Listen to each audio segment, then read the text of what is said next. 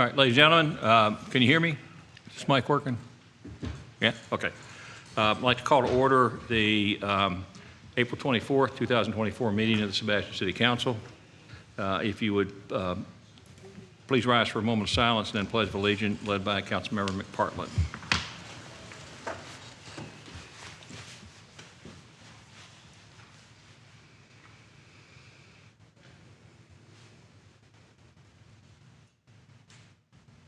Thank you. I pledge allegiance to the flag of the United States of America and to the republic for which it stands, one nation, under God, indivisible, with liberty and justice for all.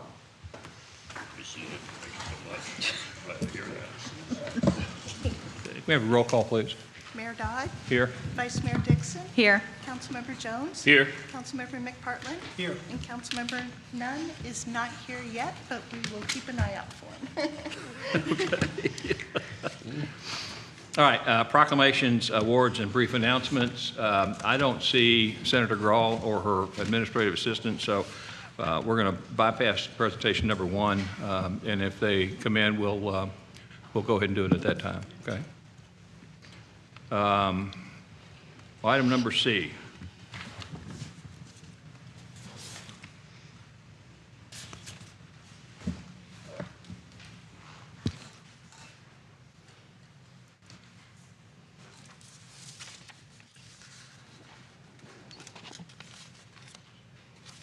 Okay, we're going to do two proclamations.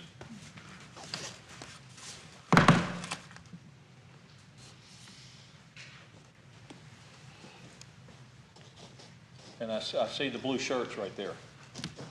So would you guys like to come forward? We're going to do that one first.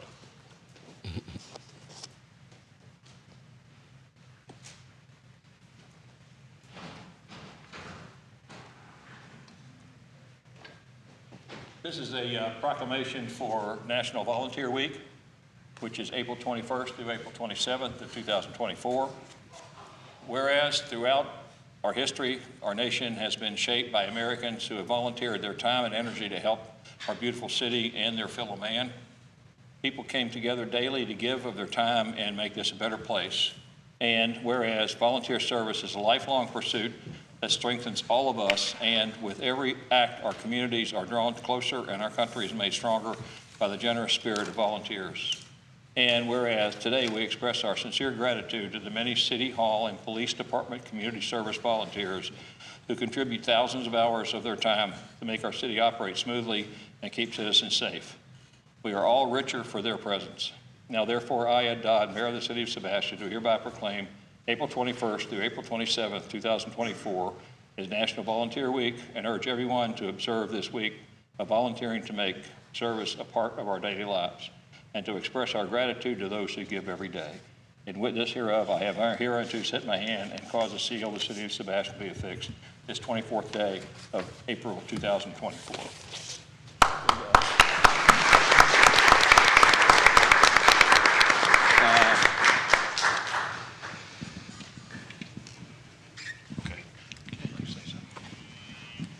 Mr. Mayor, members of the City Council, thank you very much for your recognition of our volunteer unit.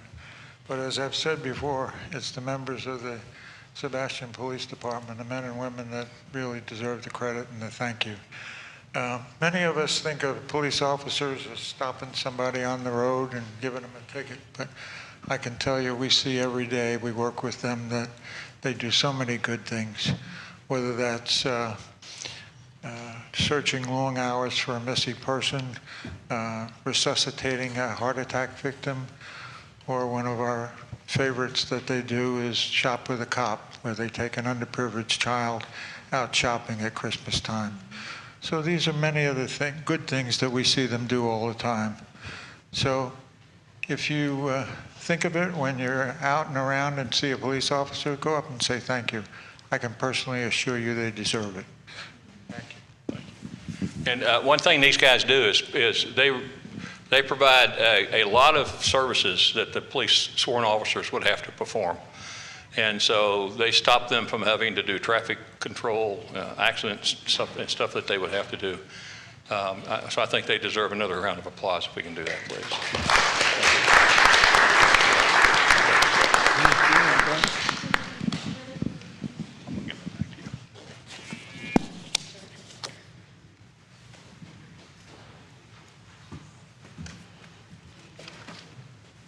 Thank you, guys. Okay, is Charlotte and Laura coming up this evening for this? This is a proclamation for Functioning Neurological Disorder Awareness Month. It's the month of April 2024. Barbara, how are you doing? This is Laura? This is Laura. That's Laura? This is Charlotte. How are you, Charlotte? Laura, how are you?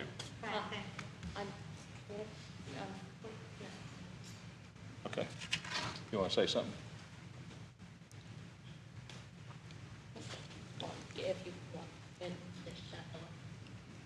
because I'm having a hard time tonight. Okay, I will read. Thank you. All right.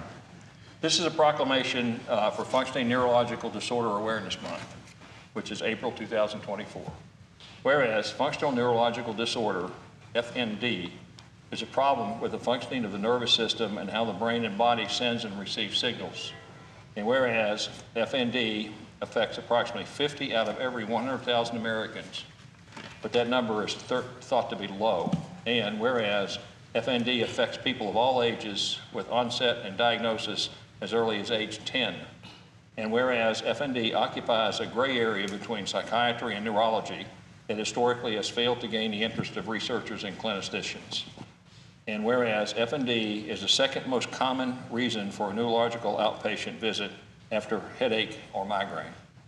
Now therefore, I, Ed Dodd, by virtue of the authority vested in me as mayor of the city of Sebastian, do hereby proclaim the month of April 2024 as the Functional Neurological Disorder Awareness Month in Sebastian. In witness thereof, I have heretofore set my hand and caused the seal of the city of Sebastian, Florida to be affixed this 24th day of April 2024.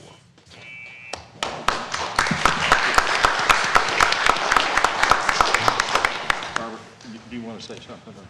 I just want to give people the awareness. A lot of people have been aware of the journey that I have had over the last several years, where I have been I'm affected by this, and I have good days and I have bad days. And I want other people to know that they're not alone, that there are other people, because people with issues like we have a tendency to try to keep it to ourselves. And I just want everybody to be aware that there are people out there that we're here for you guys. Thank you. Thank you, guys, for taking pictures. Can you get in?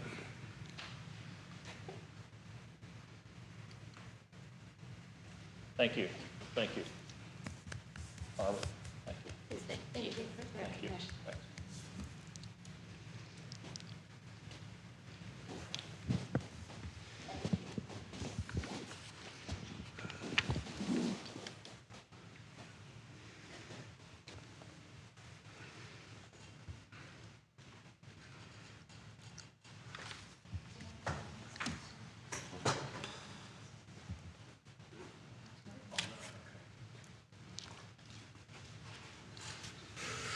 All right, Madam Vice Mayor. Yes, well, before I get on to my usual brief announcements, I have another announcement to make. And that is our mayor, Ed Dodd, is the 2024 legislative session home rule hero, promoting local voices, making local choices, and protector of home rule powers. Thank you. So thank you. Congratulations. On to the announcements. This Saturday, April 27th, is the DEA National Prescription Take Back at Sebastian Walmart from 10 a.m. to 2 p.m. Before that, actually, this Friday is Arbor Day. And so at the Tulip Pond, we will have the Tulip Pond Project Phase 2 planting from 9 a.m. to 11 a.m. So anyone who wants to come out and be a part of that, the city would love that. Friday also, the Chamber of Commerce Concert in the Park series continues with Alan Ronco Band from 5:30 to 8 p.m. And Thursday, May 2nd, is the National Day of Prayer at City Hall Courtyard from 12:20 to 12:40. That is all. All right, thank you. Does anyone else up here have any announcements they'd like to make? No? Okay. Public input. Is there anyone in the audience who would like, is there anyone in the audience who would like to address the council on any item that is not on the current evening's agenda? Yes, sir, come up.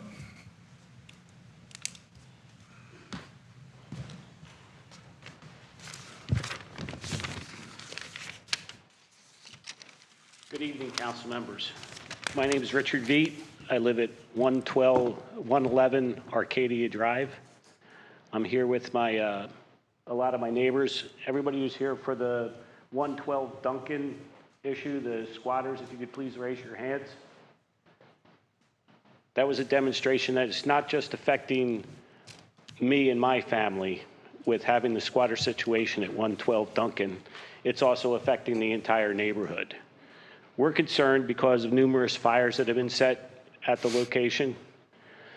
I understand your hands are tied in a lot of situations with being able to just throw people out, but I'm here tonight because I understand that in July, the new measures that DeSantis has put in place about being able to remove squatters will be taking effect. And I was wondering if at that time we're going to be able to see some action in removing the squatters from the house.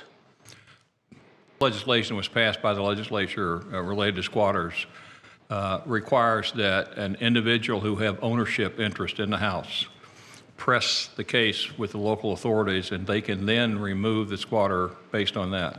I understand. So that's the requirement under that I legislation. understand that when the home is owned by HUD or by a third-party bank, what process can then be put in place to be able to remove the squatters? We currently have a code enforcement action against that property, and there is an attempt within the code department of the police department to try to find a responsible party.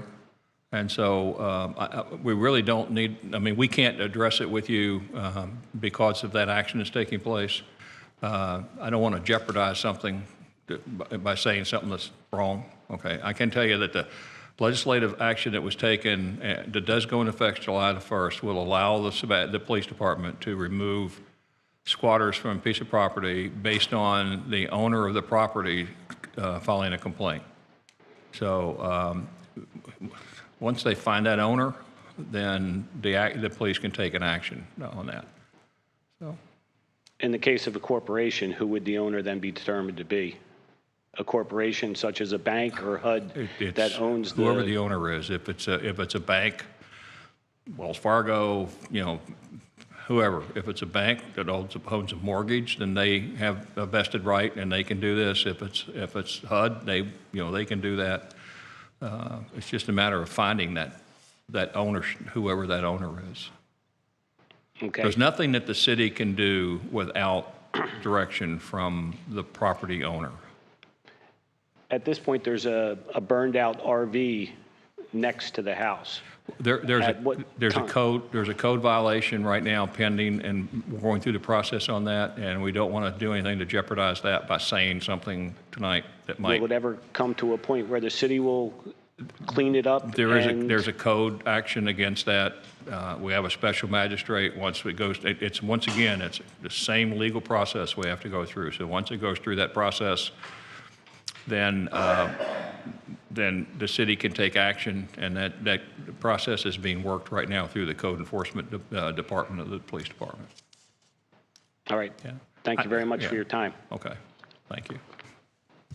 Anyone else would like to address it? Yes, sir.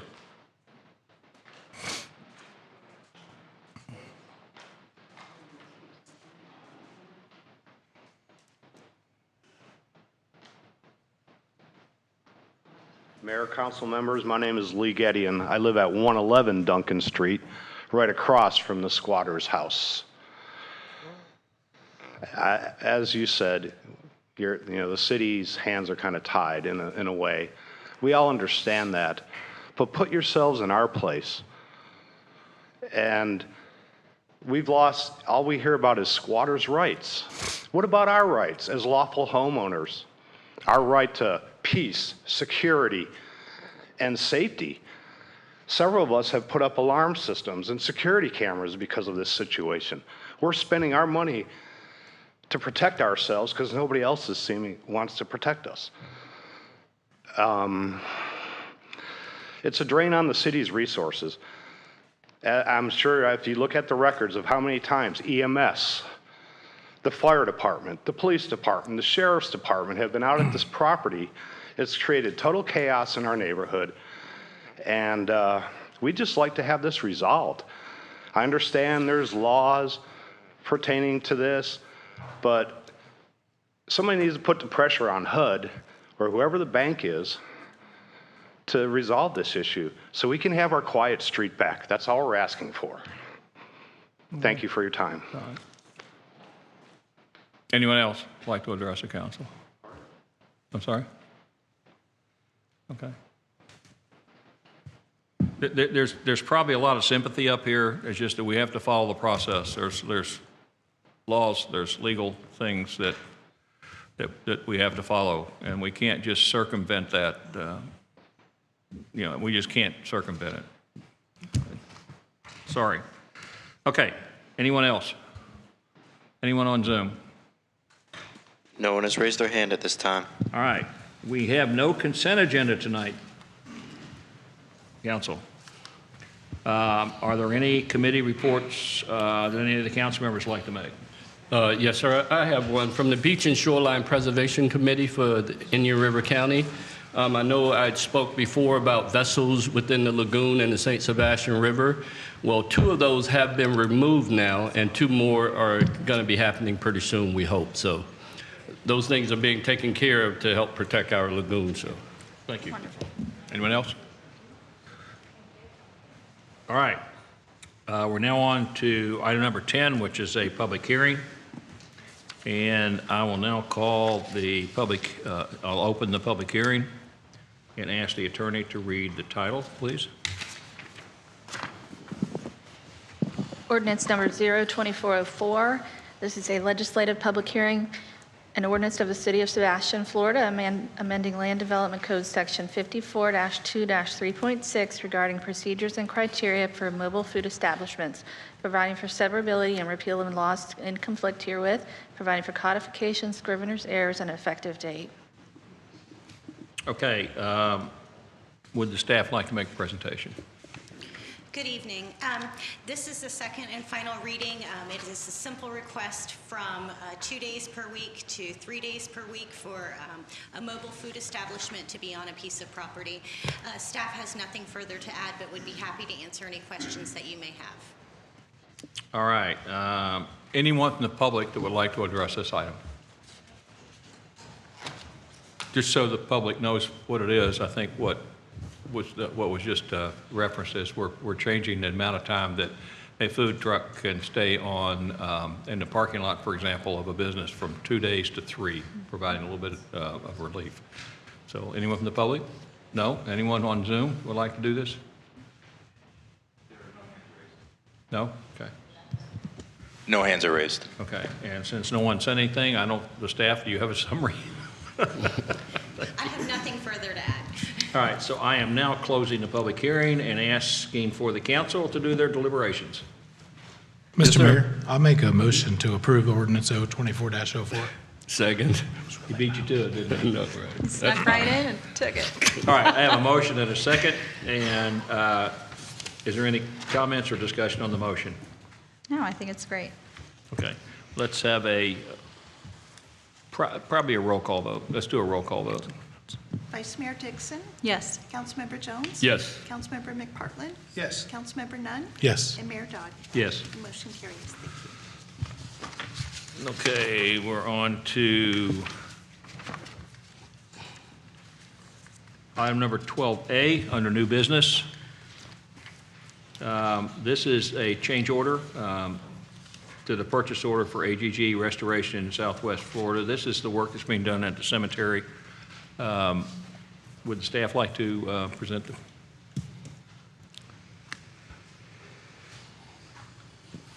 Good evening, Council. Richard Blankenship, Parks and Recreation. Yes, this is a change order to do some more finished work with the restoration work that's going on at the cemetery. The work is going very well. They're about 6 weeks ahead of schedule. So we'd ask approval of this change order so we can dress up the finished product. All right. Does anyone on the council have any questions of the staff? No, sir. It's pretty straightforward. They're gonna fill in some voided areas between the headstones, so I think it's a pretty good deal. Mr. Benton, do we have any photos we could show of this? We do, yes. Could you all load the photos up on the screen, please? And just while they're loading them up, just to give clarification, so this is an additional scope of work on this project. This was not under the original scope that was included in the bid for this project. So they are still on budget, still online, meeting our timelines within the original scope. This is an additional scope. So this first picture, you can kind of see, and I took one where some of the headstones were separated a good amount apart. What they're basically doing is they're putting the rock and the infill around the headstones and then filling the gaps in between the headstones on that image. Joseph, you can go to the next one.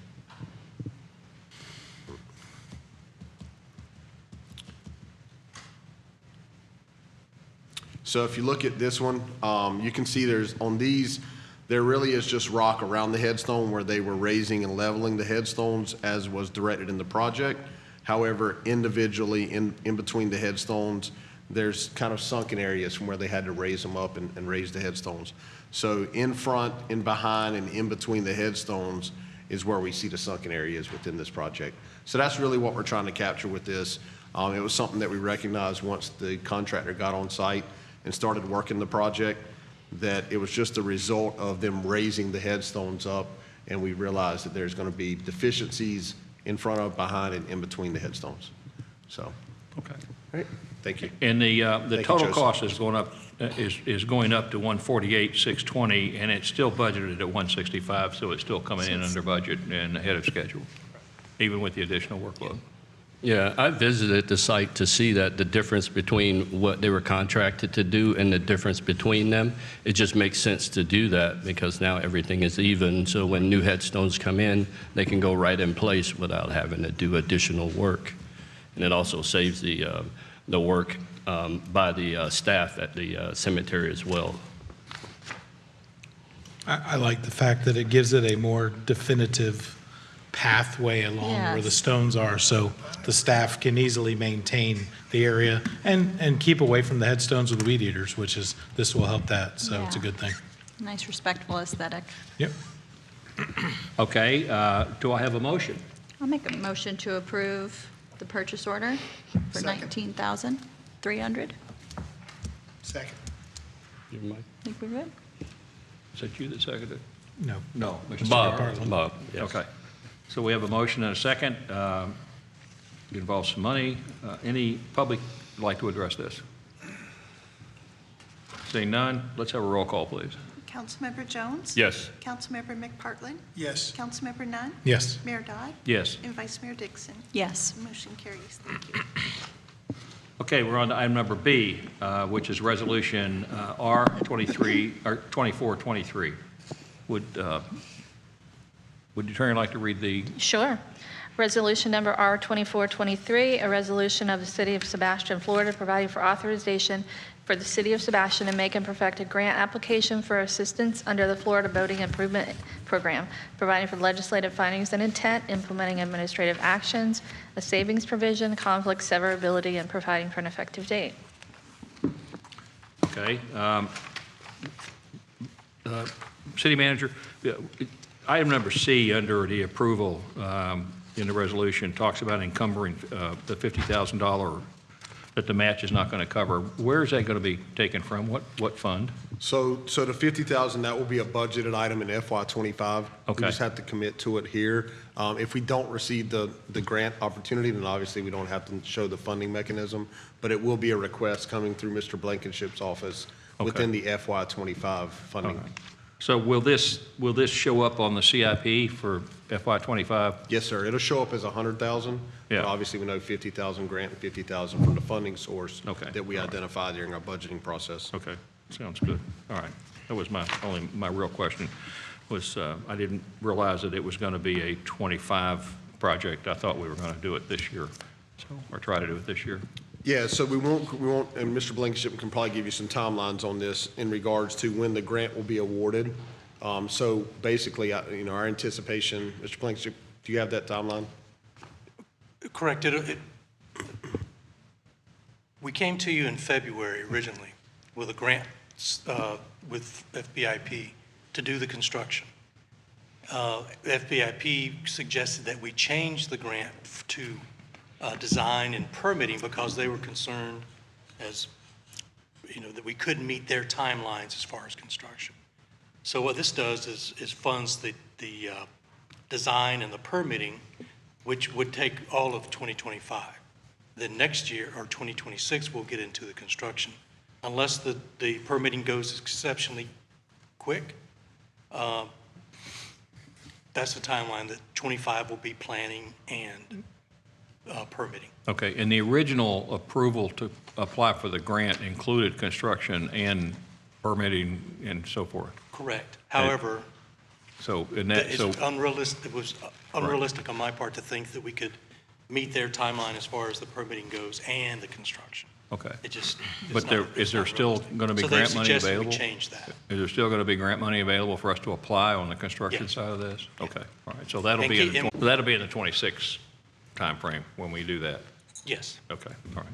Any other questions? Yeah, Mr. Mayor? Yes. So the permitting, just so anybody listening understands, permitting, you're talking about DEP, Florida Department of Environmental And probably Protection. Corps of Engineer, and there may be some St. So John's. a lot of state organizations that take a long time, which is, it's not our permitting, it's actually the Right. state's permitting, which is slow and cumbersome. Okay, thank you. Anybody else? No. Is there anyone from the public who'd like to address this? Seeing none. Do I have a motion? I just have one correction. Bob. They could spell my name right in the last page. Madam Clerk. We will get that corrected, sir. Mr. McPartland would like his name corrected. We will make sure that is corrected, yes. All right, and with that correction, I make a motion to approve resolution number R-24-23. Second. All right, we have a motion and a second. We need a roll call on this. Let's do a roll call, please. Councilmember McPartland? Yes. Councilmember Nunn? Yes. Mayor Dodd? Yes. Vice Mayor Dixon? Yes. And Councilmember Jones?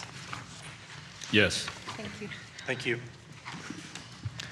All right, we're on now to item number 12C, which is Resolution 2420. Would the attorney like to read the? Yeah. Resolution number R-2420, a resolution of the City of Sebastian, Florida, approving a piggyback contract with Asphalt Paving Systems, Inc. for the purchase of pavement maintenance and rehabilitation services in substantial conformity with the agreement attached hereto and made a part hereof as Exhibit A, adoption of recitals, providing for conflicts, providing for severability, and providing for an effective date. Would the staff like to make a presentation? At least one of you. I can speak on it if you want me to. All right, so just to provide some clarity on this request, we had originally budgeted a little bit over $1.2 million for road repaving, resurfacing and repaving for this year. Based on cost increases that we have now encumbered, the cost estimate is increased up to about $2.1 million. This is a direct result of the cost of asphalt, getting the work done, and we are looking to piggyback off of a Sumter County contract, which in Ms. Miller's evaluation of the cost estimates that we have from an existing contract and other piggybacking options, this is the most cost-effective solution for us, is piggybacking off of this Sumter County contract. So our request tonight is to approve allowing us to piggyback off of Sumter County for this project, which will include the FY22 and FY23 paving project that is shown on the website and includes those roads that were included in those years. And will kind of get us caught up until obviously we got 2024 this year. The plan currently, we've done 100% of the swell work for 2022. We're currently at 61% complete of 2023 swell work. So we are looking to begin paving in mid to late June and with this project. So it will take quite a good amount of time to do it. They're looking at 5 weeks for the resurfacing and 3 weeks for preservation. So there'll be a substantial amount of time for paving within this. And the last element that I want to bring to your attention is we are also looking to move ARPA funding, American Rescue Plan Act funds. We had allocated $700,000 of that money to go to the Concha Dam project, and also $213,120 to the Riviera Gardenia project. We're looking to move that to this road rehabilitation project so that we can close out our ARPA funding and kind of get that all completed.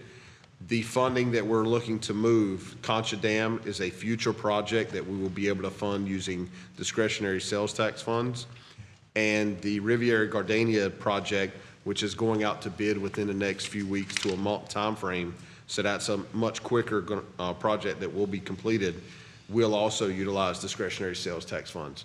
So we're just changing the funding mechanism on these. And really the main priority is we have to report every single quarter on our ARPA funding and where we currently are. So we can guarantee this money gets spent within the time frame we're allocated, and also close out our annual reports and quarterly reports to the federal government for the ARPA funding as well. Okay. The Concha Dam project is a CIP project in this year's budget. It's budgeted out into future years. It's not, it's in our CIP, but it's in our 5-year CIP. Okay, so it's not actually, there's no money in our current, in the 23-24 CIP budget for that. I thought there was money pulled from discretionary sales tax or someplace on that one. I've got it right here. I think there are funds in this year's budget, but at this point in time, we've talked to FEMA about a hazard mitigation grant, and we're in the design phase still. We're not ready to use those funds yet. All right. I just, I'm kind of an old accounting nerd, and when somebody says, I'm going to take this project and move it to some other place, then what happens to that money, and when does it put back in place? You know, government accounting is weird anyway. So I just want to make sure that we have a CIP project that we thought we were going to do this year, that we know that we're going to move that CIP project and where that money's going to come from at that point in time. So we have determined, and it has been calculated, that we have sufficient discretionary sales tax funds to fund those 2 stormwater projects. Okay. You're talking about Riviera and Gardenia. Riviera, Gardenia, and Concha Dam. And Concha Dam. And obviously, we're not getting the Concha Dam this year. That is going to be pushed out into future years because we're in the middle of our stormwater action plan, and when that project gets done, it's going to be based on the results of that action plan. Okay. Well, it makes a lot of sense to use the American Rescue Plan money someplace where we can guarantee we can use it. It makes a lot of sense to do that. So I don't have any problem with that. Anyone else have any questions? Mr. Mayor, I do. Ms. Miller, any idea roughly, I don't need an exact number, how many miles of asphalt this money will pay for, roughly? I know, that was I did not bring the maps with me. Okay. I know on our road repaving maps for each year, we talk about the linear footage of swales that are impacted and the miles of roadways. I can look it up and get back to you. It's okay. I appreciate it. Thank you. Definitely not what you thought it was. Oh, it's Right? never. What it used to be. Yeah, it's I mean, never. It's it- never going to be what we think it is. And it That's- doubled in a year's time.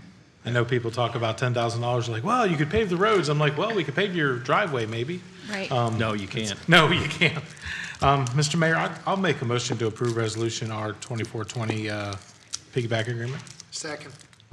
Any other comments? Yes, sir. Mr. Mayor, I'd like to just say and to point out that this piggyback will be used to help us complete 22 and 23 projects.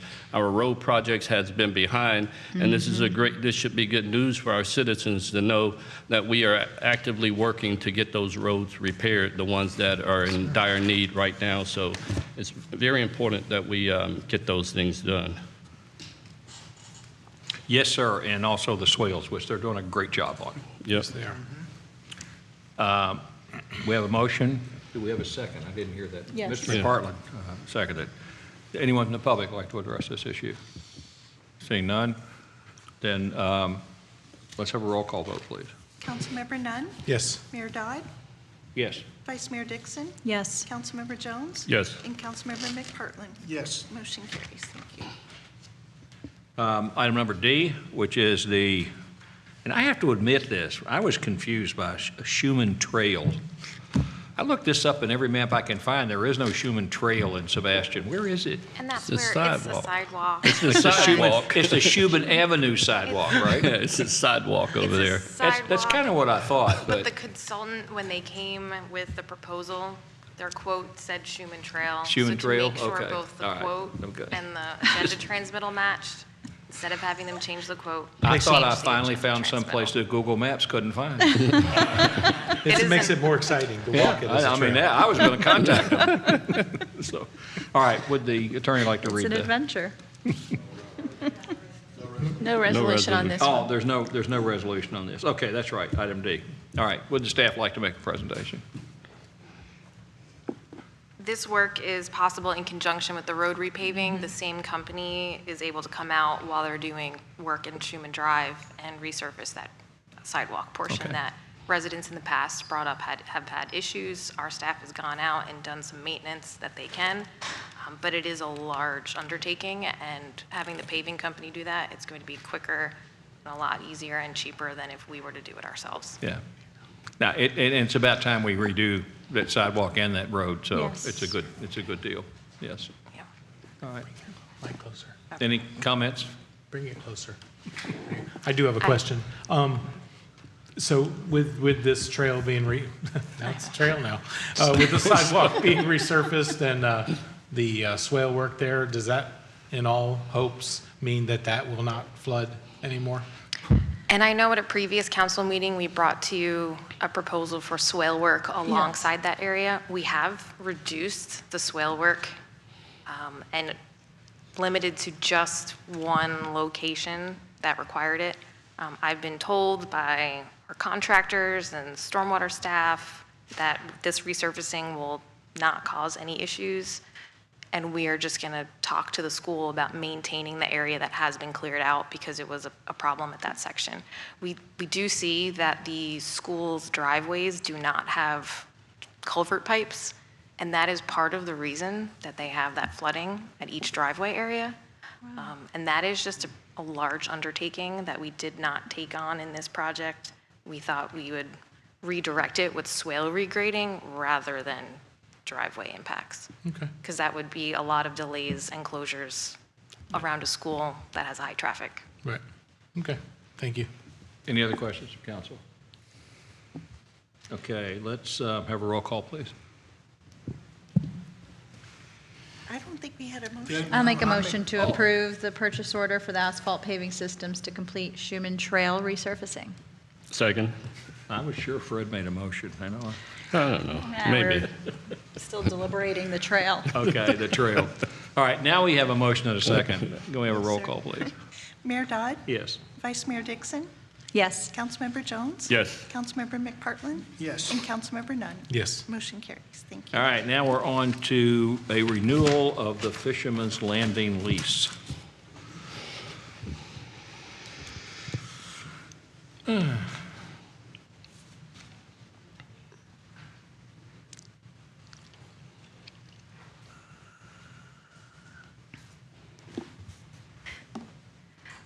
Good evening.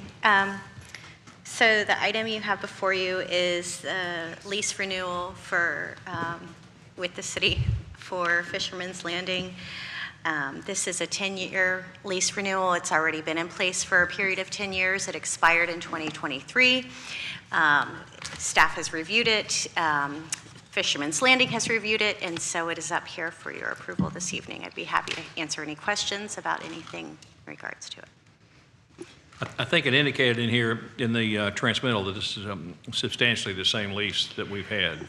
Have there been any substantial changes at all? I didn't want to have to read the whole thing to No, the lease payment is exactly the same, which is $12 per year, and for a 10-year period, and just updated to make sure the language is pertinent for today. Okay, good. So this is for the docks where the fishermen, the professional fishermen work out of, and that whole place there. Okay, That's good. correct, Yes, yes. ma'am. Thank you. This is to keep commercial fishing going in the city of Sebastian. Yes, ma'am. Yeah. That's right. Best we can.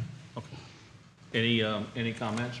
Yeah, I think it's very important that we approve this lease because, you know, Sebastian is founded as a fishing village, and we need to maintain that. The commercial fishermen are getting kicked out of everywhere that they are at docks and everything. So we can keep this there, and also we're looking at expanding them as well. So it's just a great thing for us to market what they bring to our city. So it's very important that we continue with that lease. Bob, did you have something? Well, I was here for the last one that got signed, and I remember one of the big things that happened then was talking about the special events that they could hold down there. And I believe in all that time, they've held maybe one. And, you know, I would like to see, is there some, you know, conversation with them about having a couple, you know, because again, you know, the promotion of what it is and the heritage, and I think that's important. That sounds awesome. That does sound great. But maybe bring a load of fish in and let the people see how it works.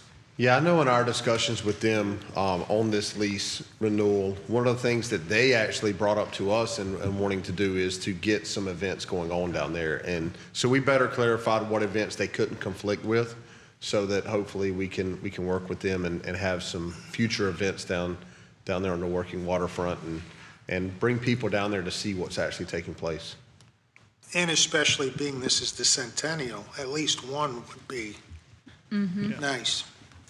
And, you know, I know Nicolette is not on our pier currently, but hopefully in the future, they can involve the clam and oyster farmers in that event. It would really help highlight aqua farming within, and the commercial fishing within our village. And the benefits of the oysters and cleaning up the lagoon. Yep. Is there anyone from the public that would like to address this item? Say none. All right, I don't think I have a motion. I'll make a motion to approve the lease renewal between the city of Sebastian and Fisherman's Landing. Second. We have a motion and a second. Lease renewal, we don't need a roll call vote. All in favor signify by saying aye. Aye. Opposed, same sign. Motion passes. Okay, we're now on to city attorney matters. I don't have anything other than apologies to Councilmember McPartlin. That was probably me, not Jeanette. I got it right now. City manager matters. Just a couple things. First off, I just want to once again recognize our staff, our Parks Department, Public Works, Stormwater. Every department really within the city was involved with the Creative Playground grand opening.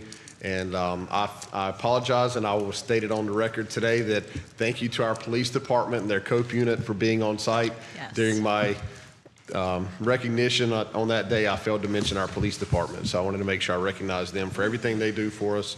And also they had their COPE unit on site doing snow cones and popcorn. So thanks to everybody. It was a great event, and thanks for the community for really showing up with all the kids there that day. It was a great event. Second thing is we will, just FYI for you all, I know we've had some issues recently with our speakers here in council chambers. They will begin tomorrow replacing the speakers in here. They've replaced the lighting. They're doing a few other things within the chambers. So we're trying to get some improvements in here to improve the speakers. That'll be next. So starting tomorrow, speaker replacement will get started. I've been informed that our May 22nd city council meeting, we have two council members, Vice Mayor Dixon and Councilmember McPartlin will not be able to attend that meeting. I believe their children have 8th grade graduation, if I remember it correctly, Yes. That evening. So I just wanted to bring that up. I know that we have to have a quorum to have a meeting to see if you all wanted to have a discussion about possibly moving that date, or if commitment from the three of you to be here, and that's what you want to stick with that date. I just wanted to bring that up for discussion since I know that they had informed me that they would be unable to attend on May 22nd. mean, I can be here the 22nd, and maybe what we can do is, and you have a problem with 22nd? No, 22nd's fine with me. Fred? Yes. Okay. Maybe what we can do is, I mean, tonight's agenda was relatively light. I mean, we honestly probably could have done most of this meeting by joining it someplace else. So maybe what we might want to think about trying to do is do more at the May 8th meeting, you know what you're flowing through the agenda. And if during the May 8th meeting we determine that there's a lot of things that need to come to us, then we can decide whether we want to change the date for the 22nd or whether the three of us can meet on the 22nd. And we can make it light. I mean, obviously, Brian can make it light so that, it's nothing too crucial. That'll be on that 22nd meeting. We had that meeting, that discussion last council meeting that we didn't want two people making a decision for the city for a hot topic item. Right. If it came to that. So, if we can avoid. I think we can work that out. I think we can do it. Okay. And on the 8th, if you feel like that there's a lot of stuff that needs to be dealt with, then it's just a matter of, are you guys available the week after that, maybe? I currently am the 29th, yes. Yes. Okay, so if on the 8th you determine there's a need to do that, we can reschedule for the 29th maybe. Okay, yeah, we'll have to check the calendar for the chambers. I don't remember if we had anything check at night, the but calendar thing. I will have a discussion tomorrow morning in our staff meeting, just from the director level to see how our load's going to be on the 22nd meeting, and then see if we can push everything up to the 8th to at least make it a lighter load on the 22nd. Right, I think that's fine. Okay. Anything else? That is all I have. Thank you. Okay, I'm next. I just want to say that the Creative Playground, once again, that was a fantastic celebration out there. Every time I go to something like that, Little League or Creative Playground or whatever, I get this really neat feeling about what's going to happen in Sebastian. There's more kids around here than I thought there were, which means we have more young families, which means we're growing in the right direction. Okay. I'd hate for this to turn into Sebastian to be the Villages. I don't want it to be the Villages, even though I'm old enough to live there. But so it's this is, I think it's a good thing. I look at that. Earth Day celebration was nice. We need to make sure we get more people from the public to go to that. Yes. I felt like that some way or another the city might need to advertise that a little bit more. I don't want to throw that onto the Natural Resources Board because those guys have a lot to do anyway, but Earth Day was a really great celebration, but I'd sure like to see more people show up for that. Because I think I'm very much attuned with Sustainable Sebastian and the Earth Day stuff, and I don't want to call myself an environmentalist because if I do, I'll get in trouble with some of the groups around here who think they are environmentalists, so I won't want to do that. But I think that was really neat. Mr. City Manager, I'm interested in beginning some very in-depth discussions on septic to sewer. And I would like to see if we can get from you, and I'm not sure whether you can do this between now and the next meeting, but if we can get from you a chronological sequence on the things that we've done on septic to sewer in the CRA, as well as anything we've done on septic to sewer in the remainder of Sebastian. The dates that we produce documents, I went back and looked through meetings. I know in certain days in 21 we did this, and we hired a consultant, we did this in 22. I want to know about when things were transmitted between us and the county's department, anything we've heard back from the county's department and so forth. We're now almost into June, and it's been, 8 months since our joint meeting with the county commission? Okay, and so I think I mentioned to you at one time right after that meeting that if the summer comes about and nothing's done in Indian River Drive, we need to start talking about what we can do. I think it's time for us to decide what we can do on that topic.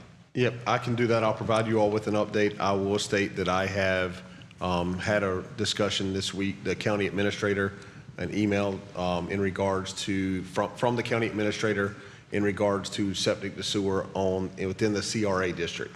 So we have had meetings with them. We've had discussions back and forth.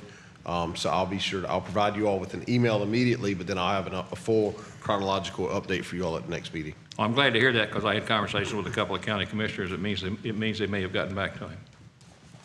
Okay, so I think we're running up against a deadline on this. They still have not changed the state statute. July 1, 2030 is a drop dead date as of right now. Now, you and I were going to talk about trying to get with the sponsor of that legislation and see if we can't convince him, because when I asked him about it, he said that, no, that's not a drop dead date, it's a planning date. And so what we need to do, maybe if we can arrange that meeting. Yes, sir. To get together with him and talk about that, then we can, we can move forward with that. The strategic planning process, I just want to make a mention that it's very important to the city. All you people out there, Yes. not that many in the audience, but anybody else, there's going to be public input on this. Come to the sessions, because this is a true strategic planning process. This isn't what was happened 2 years ago, or 2.5 or 3 years ago. And if it's not within that strategic plan, the city's not going to provide service on it. It's not going to be in our work plans. It's not going to be in our budget. And if you've got something you'd like to see in that strategic plan, a goal or a task, if you don't come to the meetings and bring it forward, when a plan's produced and you don't see it, it's not our fault, it's yours for not coming to the meetings and not bringing it forward. I'm just going to say it as straightforward as I can. So anybody in the public, don't shirk this away and think, well, I'll worry about it later, because you'll find the 25-26 budget will not include funds to do it if it's not in that strategic plan. I mean, that's basically where we're headed with this. So please come to the sessions when they're done and input. Give the consultants as much input as you can on it. Make sure you do that. All right, it's an important thing. And the park plan that we're talking about, we're having a session on that soon. What's May the 15th? May 14th is going to be the Riverview Park Master Plan meeting here in council chambers. Meetings will be held at 3 p.m. and 6 p.m. Okay. And then May 23rd will be the Stormwater Action Plan public input meetings at 3 p.m. and 6 p.m. here in council chambers. We're hoping the mail-out postcards will be mailed out, I think, May 1st. We finalized the design with the direct mail consultant, and I believe they're planning to be mailed out May 1st. Make sure you come to those sessions. It's being opened up to the public so we can get input, so it becomes something that the public buys into. So that's all I've got. Are those separate cards, or are they one card for both? We did one card for both. Okay, good. Well, that's good. It's one thing on the refrigerator. Yes. Okay, good. Councilmember Bartlett. Yes, well, I guess April is also Child Abuse Prevention Month. And if you were down, of course, everybody was down at Riverview Park where they had the flags flying, and each of those flags represented a child who died due to abuse or neglect in 2023. And also, kind of on the same token is, the residents who came earlier, and they're talking about the problem that we can't necessarily do anything about now. But if you see something, you need to say something. Not put it on social media. If you see some illegal activity or something, call law enforcement. If you see a fire burning, call law enforcement so they can get out. And then there's some other things that could possibly be done while they're doing that. But again, it's kind of in the same realm as, everybody in the state of Florida is a mandatory reporter of child abuse. So again, if you see something, say something. Don't think somebody else is going to make that call. If you see it, you need to make a call on it. With that, thank you. Thank you, sir. Councilmember Jones. Yes, sir. I just have one thing, and my concern is the conditions at the Sebastian Golf Course. Over the last month or so, I've been getting beat up about the shape of the greens. And I think one of the things that folks have asked me is, like, what happened? Everybody gets different stories about what happened to cause the damage to the greens. So we want to know what happened, what are we doing to address that, and what time frame are we looking at for some significant improvement on those greens at the golf course? And I was hoping our director would be here tonight, but Mr. Benton, do you have anything on that? Yes, I have an update for you. I'll try to give you a timeline of what's happened, where we're going and what's happening currently. So it kind of all began back around the September, October timeframe. Everybody is kind of aware that we had a lot of rain in our winter season. It was also the cloudiest December, January winter timeframe within the last 85 years of documentation within the state of Florida. There was considerable cloudiness. I've read reports were around the 80% number of cloudiness within those months. So all of that kind of played a part in this. So I'm just going to give you a little bit of details on what happened and where we're going from there. So rainfall prevented our pre-emergent herbicide called Curb that we put on our greens in the fall months to work on preventing the POA grass from invading our champion Bermuda turf that we have on the greens. So POA is a grass that looks weedy, it affects the greens, and it grows in a different format than our champion turf. So sometime in the month of October, November, a fungus occurred on the greens which infected the roots. Fungicide applications were used frequently. However, with the rainfall diluting the fungicide applications at most times, they were deemed as ineffective. In response to the pre-emergent herbicide not working on the POA, a post-emergent herbicide was used called Revolver. Revolver is labeled to be used on champion turf. It has in the past been successful on our greens in fighting POA. However, this year, whether it was a different strand of POA or whether it was determined that the strain of POA was developing a resistance to Revolver, which if you remember when we were talking through our IPM process, and we talk about spraying chemicals, whether it be aquatic vegetation or on land, at times our non-native vegetation will develop a resistance to certain chemicals. So in response to this, the IGM, who's our contractor on site, decided to try a different post-emergent herbicide called Katana. It is labeled to be used on champion turf. However, our greens were not very receptive to the Katana, and it worked on the POA. However, it greatly reduced our champion turf and developed it back into a state of dormancy. So that's what, if you go out there now, I was just out there today, greens 1 and 9 are really bad. I mean, they're almost to the point in certain areas on the green that you can't putt on them. Just being honest with it. Greens 2 through 8 are much better now. They're getting better day by day. The back 9 greens, for the most part, are in really good shape. There's some POA still there, but nothing too major on the back 9. So as we continue to proceed after the Katana application, the area experienced, as I mentioned earlier, limited sunlight and lower temperatures, which further reduced the champion turf. It's very dependent on sunlight. That's why it's a grass that we use a lot here in South Florida, because we get sunlight throughout the year and our temperatures are pretty high. We also had IGM staff had to battle some spots of algae, mainly due to the limited sunshine and wet conditions. And despite the green issues, and our rounds have stayed near peak over the winter, with the majority of days easily over 200 rounds. I can tell you today I was out there and they had over 200 rounds being played today. So also the foot traffic on our greens, so it kind of all combats. Once it starts going downhill, there's not a lot we could do to kind of stop it. So what's currently being done is they're doing 3 foliar applications per week, concentrate on nitrogen, phosphorus, and potassium on the greens. Champion turf requires a lot of nitrogen. It's very receptive to that. So with that, that is giving us a chance, and if you, like I said, being out there today, you can see the grass kind of starting to grow together in spots. So it's improving on a daily basis. We're doing fungicide applications. We had increased them to once a week, but now they're back to once every 2 weeks. Unless we start to see increased cloud cover once again, then they will increase that back up to once a week. There's daily improvement on the greens now. Back nine greens are back to about 85%. Front 9 greens are back to 60%, except on holes number 1 and 9. But these 2 greens are improving daily, and they are showing signs of growth similar to holes 2 through 8. It's just they were in a lot further disrepair. Aeration of greens has been pushed back from the 2nd week of May to the 1st week of June in response to this.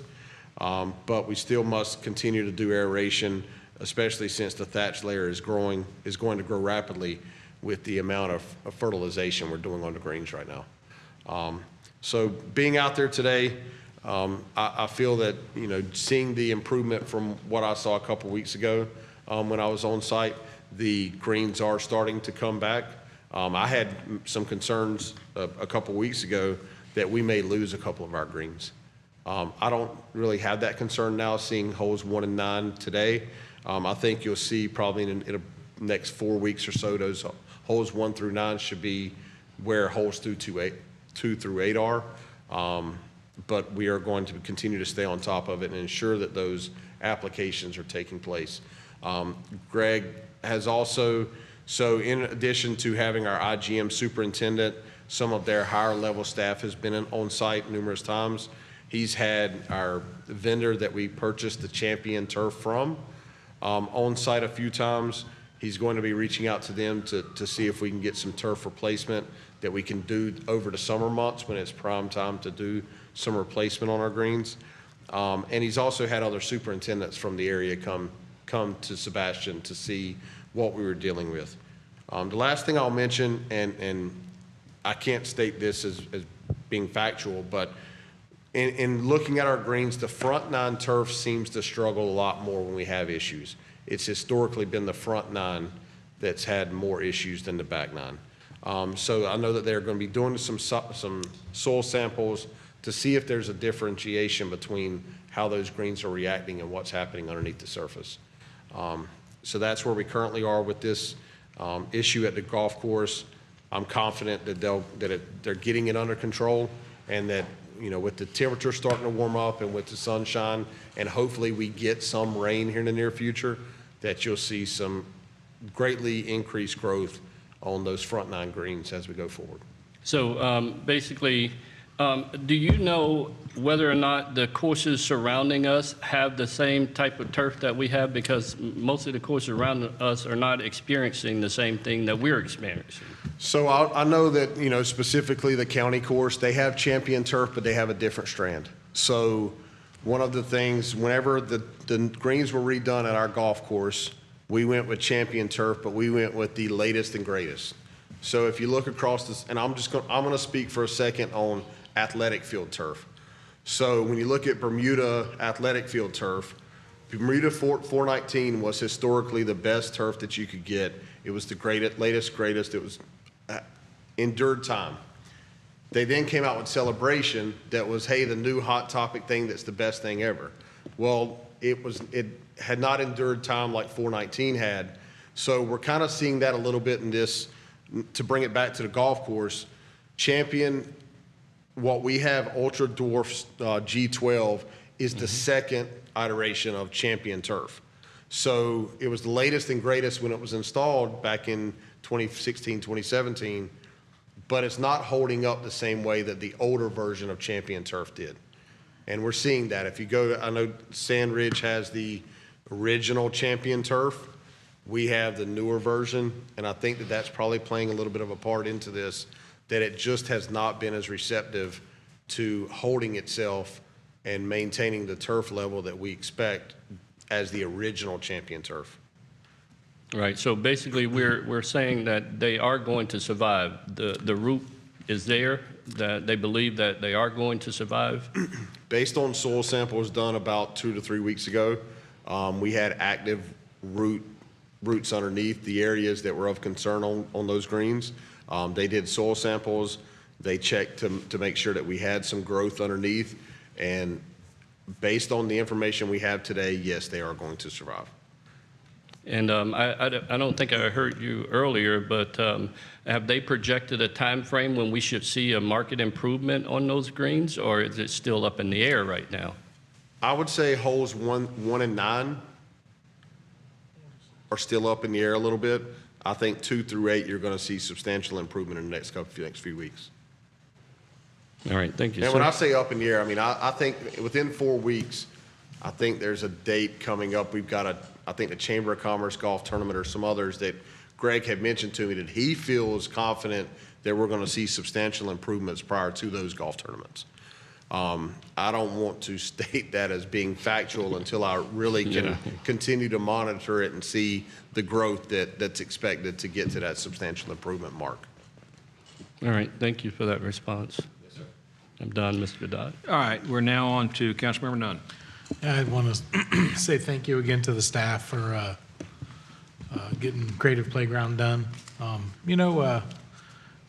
It's exciting to see a beautiful playground like that get done, and then you hear about, people that want to put graffiti and nasty pictures on the playground and in the bathroom the day before and the day after we have our opening. I guess if you're going by that playground and it's late at night and you see, I'm going to say teenagers because it's probably teenagers, on the playground, call non-emergency, let them go check out what's going on there. It's a shame that we would spend so much money to bring such an amazing centerpiece to our community for a playground, and people feel the need to mess it up. It's just sad. I was told today that one of the instruments was broken and needs to be fixed. I just, know where your children are, know what they're doing, and if they got friends that aren't doing the right thing, tell somebody. I don't, nobody wants to be the rat as it would be, but I mean, it's cost a lot of money for that playground, and it's a shame that people feel the need to destroy it and make things bad. It's not good for our community, not good for our kids. But I appreciate it. Thank you. Vice Mayor Dixon. Yes, I just wanted to thank everyone for all of their hard work on the Creative Playground and the COPE unit for providing the popcorn and snow cones. That was a huge hit. Speaking to what Mayor Dodd said about the change of the city and all of the young families and all of the kids that come out to these events, and then to the strategic plan, one thing that I mentioned in my meeting with the gentleman. Yep, Savick. Thank you, Savick. I had it 10 minutes ago, and then the grass, I lost it. I mentioned, maybe bringing the strategic plan workshop to the people, at least one of them. So, maybe having one of our workshops out in one of our parks where the families can be out there giving their 2 cents while the kids are playing. That might help us get some of that feedback from our younger families. That was something I mentioned to them, and I just wanted to kind of put that out there so that maybe we can get more of a response. So just put that up there. Thank you, that's all. All right, unless anybody has something else for the good of the order, we are adjourned.